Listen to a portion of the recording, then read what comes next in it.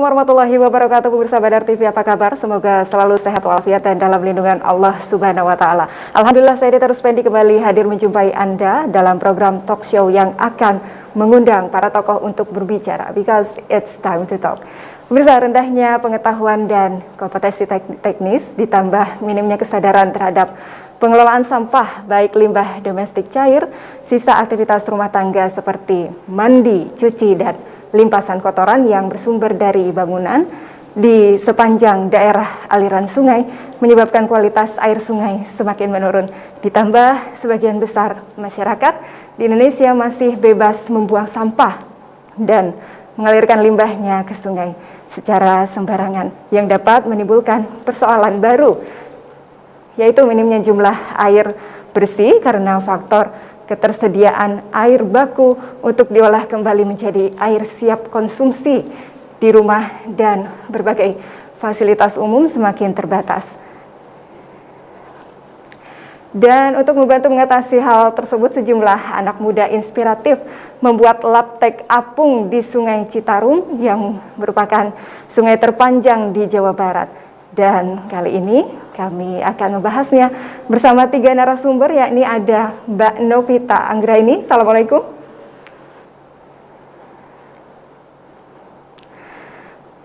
Baik, kita sapa satu persatu narasumber istimewa kita kali ini. Yang pertama ada Mbak Novita Anggraini sebagai saintis lingkungan.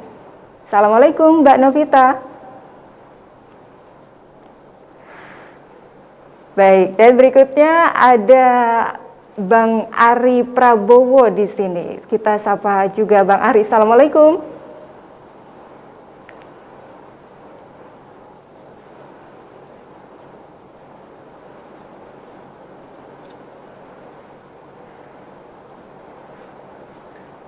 Baik. Dan sebagai kehormatan juga kami sapa juga ada Pak Dani Ramdan selaku penjabat Bupati Bekasi. Assalamualaikum Pak Dani.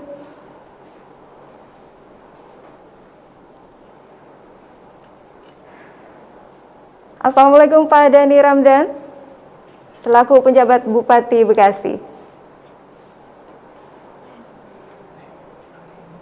Apa kabar Pak Dani? Alhamdulillah, mohon diaktifkan dulu audionya Pak Dani.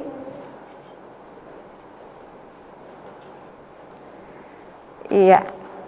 Baik pemirsa, saat kali ini kita akan membahas talk show dengan tema Lestarikan Sungai Citarum lewat Laptek Apung bersama 3 narasumber istimewa kita. Satu persatu kita sudah perkenalkan tadi. Mereka adalah para tokoh yang kompeten di bidang lingkungan, terutama dalam normalisasi sungai. Dan kegiatan yang akan dibahas kali ini adalah kegiatan Laptek Apung. Kita ke Mbak Novita terlebih dahulu. Mbak Novita. Ya, halo, selamat malam Mbak Dita. Iya, Assalamualaikum Mbak Novita, sehat? Waalaikumsalam, Alhamdulillah sehat. Saya juga menyapa untuk Mas Ari dan Pak PJ Bupati Bekasi, Pak Dani. Selamat malam semuanya. Baik, kita ke Mbak Novita terlebih dahulu ya. Mbak Novita ini adalah seorang saintis lingkungan. Mbak Novita, banyak yang belum mendengar juga ini tentang Laptek Apung. Boleh dijelaskan terlebih dahulu, apa itu sebenarnya Laptek Apung ini, Mbak Novita? Iya, kalau dari singkatan tuh Laptek Apung. Jadi Laptek Apung itu adalah sebenarnya laboratorium teknik yang mengapung. Jadi awalnya itu adalah kita melakukan co-creation field workshop. Jadi pertamanya itu adalah penelitian interdisiplin yang dilakukan oleh teman-teman lintas disiplin ilmu. Pertama kalinya itu adalah di Kampung Tanah Rendah yang dilintasi oleh Sungai Ciliwung di Jakarta. Awalnya itu pada tahun 2018 kita mulai menerapkan beberapa metode penelitian di sana.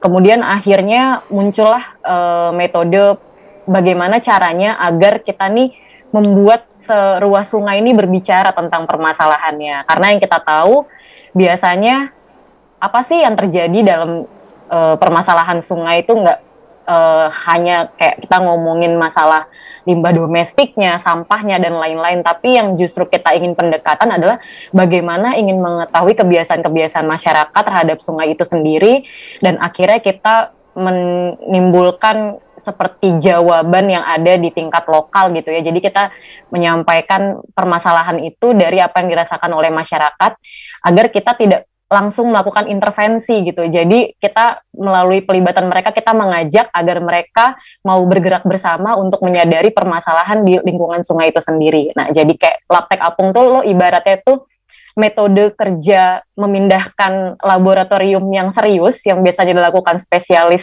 di ranah-ranah tertentu, dan akhirnya mengajak warga untuk aktif dan ikut menjadi peran di situ, berperan dalam menyelesaikan permasalahan lingkungan, dalam hal ini di sini sungai, seperti itu. Kegiatan yang pertama kali dilakukan, kemudian atau continue atau seperti apa?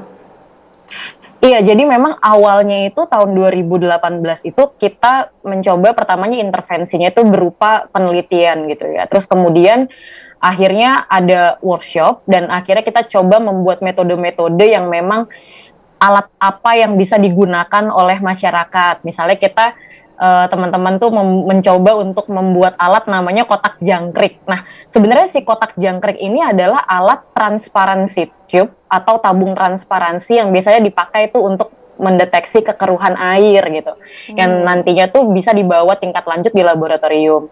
Tapi kita mengenalkan alat-alat lokal tersebut agar warga tuh bisa lebih familiar. Kemudian juga kita bisa menggunakan bahan-bahan yang kemudian ada di rumah-rumah warga, seperti kayak penggunaan teh basi gitu yang ada di rumah. Kayak mereka tuh baru tahu ternyata kalau teh basi itu bisa untuk mendeteksi logam-logam berat yang ada di air gitu.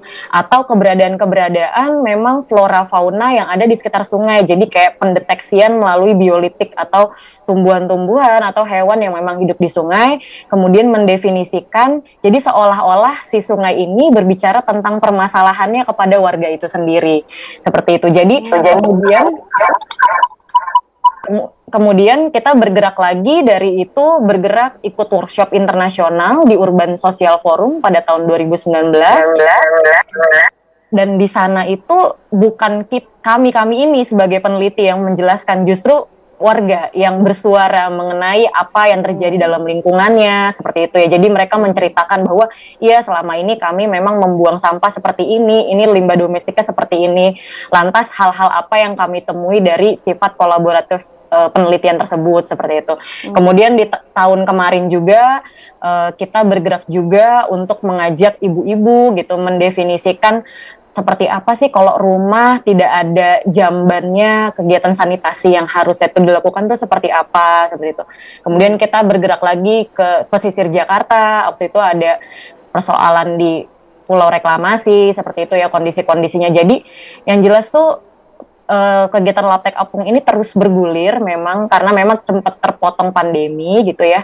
Tapi yang jelas kegiatannya terus berlangsung, berkelanjutan, karena kita tahu bahwa kondisi permasalahan lingkungan akan terus memang terjadi gitu ya. Memang jadi kita nih memitigasi dan mencoba untuk meringankan juga program-program kerja yang dilakukan memang sudah pemerintah agar melibatkan masyarakat dan bertanggung jawab untuk seperti apa memang yang harus mereka lakukan terhadap lingkungan yang terdekat, yaitu misalnya rumah dengan sungainya, rumah mungkin dengan laut dan lain-lain, seperti itu. Berarti kalau saya lihat latar belakangnya ini lebih ke pendidikan iya, kemudian ke mitigasi ya, seperti itu Mbak Novita? Iya betul, jadi kalau kita ngomongin dari sisi lingkungan saja gitu ya, seolah-olah nanti ada hal teknis gitu ya. Padahal yang kita harus pendekatan itu memang dari sangat dasarnya itu adalah ke masyarakat tuh sosialnya gitu ya, budayanya. Kita harus mengenal dulu seperti apa. Ketika teman-teman melakukan kegiatan Laptek Apung di Ciliwung yang itu memang bentuknya adalah sungai urban gitu ya, seolah-olah yang melintas di Jakarta, karena Ciliwung melintas di Jakarta. Tentu saat kita membawa Laptek Apung ke Citarum yang kondisinya di sini adalah hilir gitu ya, Muara Gembong atau mungkin wilayah-wilayah lainnya, itu kondisi demografi masyarakatnya berbeda, kondisi sosial budaya juga berbeda, maka pendekatan untuk melakukan kegiatan seperti ini pun harus dirancang sedemikian rupa, tidak bisa disamaratakan begitu saja. Jadi memang kita harus terus membongkar ulang dan mencari tahu bagaimana pendekatan-pendekatan yang harus dilakukan sesuai dengan tempat-tempat yang kita ingin terapkan kegiatan ini, begitu. Baik, kita ke Pak Dhani Ramdan, penjabat Bupati Bekasi. Pak Dhani, kita sudah mendengar ya sedikit ulasan dari Mbak Novita sebagai pionir di bidang lingkungan ini. Bagaimana pendapatnya Pak Dhani? Ya, terima kasih. Tentu kami dari pemerintah Kabupaten Bekasi memberikan apresiasi ya dan menyambut baik nih inovasi yang dikembangkan oleh rekan-rekan melalui Labtek Apung, yang tentu akan sangat menarik kalau bagi anak-anak bisa belajar di sungai gitu ya, segala hal yang praktis bagi mereka, ataupun pengetahuan-pengetahuan yang mungkin walaupun mereka tinggal di daerah aliran sungai belum tentu juga mereka pahami itu gitu, mengenai perilaku sungai, mengenai bagaimana menjaga sungai dan seterusnya. Dan tidak hanya anak-anak, tentunya orang dewasa pun bisa belajar dari situ. Dan itulah yang memang yang kita harapkan, karena kunci keberhasilan kita dalam pelestarian lingkungan itu adalah dari perilaku terutama. Perilaku berangkat dari pemahaman, mindset. Nah, dan ini adalah objek yang paling sulit sebenarnya dilakukan oleh pemerintah, kecuali dengan gerakan yang sangat masif. Sebagai contoh misalnya ketika kita merubah mindset banyak anak banyak rezeki menjadi 2 anak cukup ya dalam program KB, itu kan luar biasa gempuran pemerintah itu programnya melalui PLKB, kader-kader KB, PKK-nya terus sampai ke tingkat desa gitu, penyuluh-penyuluhnya itu sampai luar biasa. Demikian juga swasembada pangan dulu beras. Nah dalam lingkungan harusnya sih memang seperti itu. Namun belum semua pemerintah daerah mampu, pemerintah pusat juga belum, maka inisiatif-inisiatif komunitas masyarakat seperti ini menjadi penting gitu ya.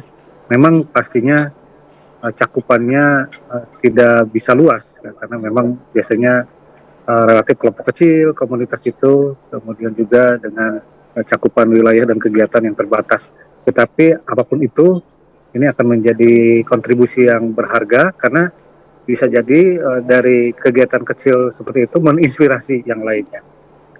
Dan juga bagi masyarakat, terutama anak-anak yang bersentuhan dengan kegiatan ini, pasti akan tertanam dalam benak mereka gitu ya, sebuah wawasan baru, kesadaran baru yang mudah-mudahan mereka menjadi generasi baru ke depan yang lebih paham mengenai lingkungan, paham mengenai sungai dan seterusnya, dan kelestariannya terutama. Saya kira itu pendapat saya. Soal melestarikan sungainya Pak Dhani, selama ini apa yang sudah dilakukan pemerintah? Apakah sejalan dengan apa yang dilakukan Mbak Novita dan kawan-kawan tadi? Kalau untuk Bekasi sendiri, saya relatif baru ya bertugas di sini, bulan ketiga. Dari informasi yang saya himpun dari rekan-rekan, kegiatan-kegiatan apa yang dilakukan oleh Pemda. Karena di sungai-sungai yang ada di Bekasi ini banyak institusi sebenarnya yang terlibat. Model untuk Citarum dan anak-anak sungainya itu ada BBWS Citarum. Untuk Ciliwung dan anak-anak sungainya Cipamingkis kalau di kita mungkin, dan beberapa anak sungai yang masuk dalam DAS Ciliwung itu oleh BBWS Ciliwung.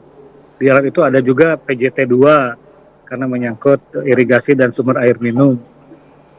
Dan baru kemudian dinas SDA tingkat kabupaten. Nah, untuk dinas SDA kabupaten itu karena memang hampir sebagian besar sungai-sungai di Kabupaten Bekasi yang masuk, kalau nggak masuk wilayah DAS Citarum, ya masuk wilayah DAS Ciliwung. Sehingga otoritasnya ada di kedua BBWS. Maka kalau secara intensif harus mendapat izin atau bekerjasama dengan BBWS. Sehingga kalau saya baca laporannya, kebanyakan masih kegiatan inventarisasi, identifikasi, sumber-sumber pencemaran seperti itu. Kemudian juga ya edukasi, sosialisasi, dan mungkin ada beberapa titik untuk edukasi masyarakat dalam hal pengelolaan sampah dan limbah cair untuk supaya tidak dibuang ke sungai gitu ya. Juga ada kegiatan pembuatan IPAL atau komunal, ya, instalasi pengolah air limbah komunal. Tetapi kalau melihat volumenya, saya kira belum terlalu banyak juga dibanding dengan luasan daerah aliran sungai dan masyarakat yang terbukti apa?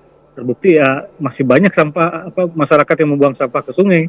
Artinya edukasinya belum berhasil. Masih banyak limbah cair domestik, bahkan industri yang ketat sebenarnya pengawasan aturannya masih ada dan terlihat sungai-sungai kita masih kotor, masih hitam. Nah ini memang artinya apa yang kita lakukan ini belum cukup signifikan ya. Oleh karena itu perlu upaya-upaya yang lebih keras, lebih signifikan dan lebih masif terutama. Nah ini yang sedang saya dalam 2 bulan bertugas di sebagai PJ Bupati Bekasi ini lakukan gerakan bersih-bersih sebulan sekali. Kemarin kebetulan ada momentum Wood Clean Up Day selama 12 tanggal 18. Nah tanggal sekarang juga saya gerakan lagi tiap desa bersih-bersih dengan sasaran pembersihan sampah di sungai dan TPS liar. Kemudian juga normalisasi sungai-sungai kerjasama tentu dengan kedua BBWS. Kita lakukan pengerukan sedimentasi maupun sampahnya dan juga penguatan tanggul-tanggul yang di masa kemarin mengalami kerusakan ya, jebol. Itu kira-kira kegiatan yang saat ini sedang kami lakukan. Intinya apapun upaya atau kegiatan yang dilakukan pemerintah harus sejalan dengan masyarakat di sekitar daerah aliran sungai itu ya Pak PJ ya. Kita akan lanjutkan dialog kita pada kali ini pemirsa. Kita akan kembali usai jeda berikut. Tetaplah bersama kami di Time to Talk.